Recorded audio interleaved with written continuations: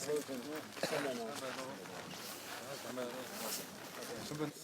өнгөрч байгаа могоо жил 2025 он монголчууд бидэхэндээс eel ивэл айрлсан сайхан одоо он болж өнгөрч байна.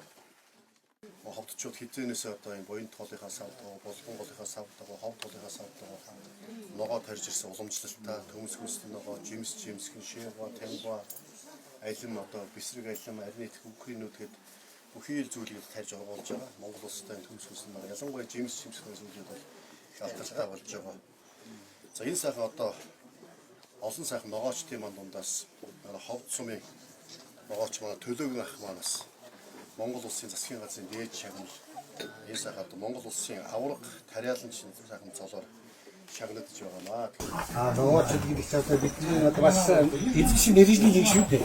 Аливаа хүмүүс одоо эзэмшин мэрэгжлээ сайн байгаа учраас бид нар ч гэсэн одоо ногооны халдвараас дуртай.